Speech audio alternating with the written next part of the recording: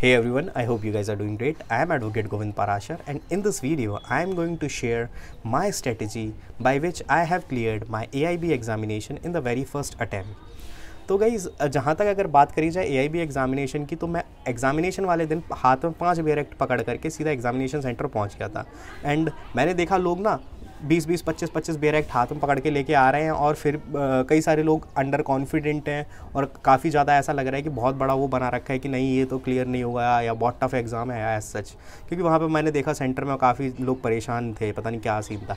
But जब मैंने exam दिया तो मेरा एज सच कोई खास एक्सपीरियंस बुरा नहीं रहा। It was very kind of, I would say it's easy examination. And जो स्ट्रेटजी मैंने फॉलो की थी वो स्ट्रेटजी मैं आपको यहाँ पे शेयर करने वाला हूँ, और आई एम वेरी श्योर कि अगर आप उस स्ट्रेटजी को फॉलो करते हो तो नो डाउट आप पहले अटैम्प्ट में आराम से क्लियर कर लोगे। AIB is not a tough kind of examination.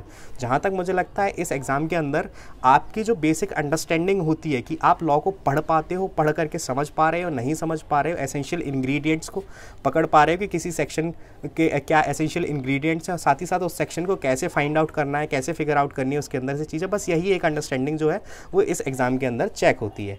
ठीक है, तो अगर हम बात करें स्ट्रेटजी की लेकर के, तो देखिए सबसे पहले जब आप अपने एग्जामिनेशन सेंटर के अंदर जाएंगे और आपको पेपर दिया जाएगा, आप देखेंगे कि पेपर के अंदर 100 क्वेश्चंस हैं, उसको करने के लिए आपको 3.5 घंटे का टाइम दिया जा रहा है।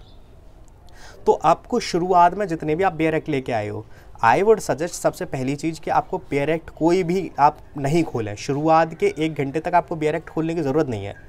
मैं आपको इसीलिए सजेस्ट कर रहा हूँ कि लोग बैरेक्ट को खोल के लगे रहते बड़े आराम से धीरे धीरे पेपर करते हैं। जबकि बैरेक्ट मेरे हिसाब से तब खोलना चाहिए आपको जब एक बार आप पूरा पेपर गो थ्रू कर चुके हो और आप अपनी नॉलेज पे ट्राई करो कि आपसे कितने क्वेश्चन हो पा रहे हैं।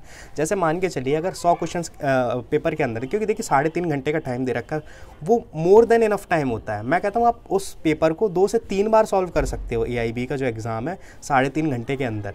तो मैं आपको सजेस्ट करूँगा शुरू का जो 1 घंटा है वो पूरा का पूरा 1 घंटा आप उस पेपर को अच्छे से रीड करें और समझें कि आपको खुद से कौन कौन से जो क्वेश्चंस हैं या खुद से कौन कौन से आप कर पा रहे हो। उनमें से आप जितने भी कर पा रहे हो, चाहे आप मुश्किल से अगर आप 30 भी कर पा रहे हो, 20 भी कर पा रहे हो, या फिर 40 कर पा रहे हो, जितने भी क्वेश्चन आप एक बारी में कर पा रहे हो, ठीक है, उतने आपको कर लेने हैं।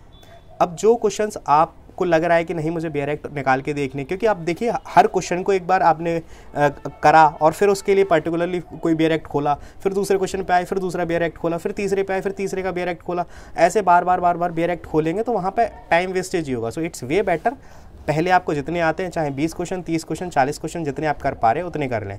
मैंने पहली बार में जब पहले खुद से गो थ्रू करा था, मैंने अराउंड 55 क्वेश्चन कंप्लीट कर दिए थे। ठीक है, जब मैंने पहली बार गो थ्रू करा था।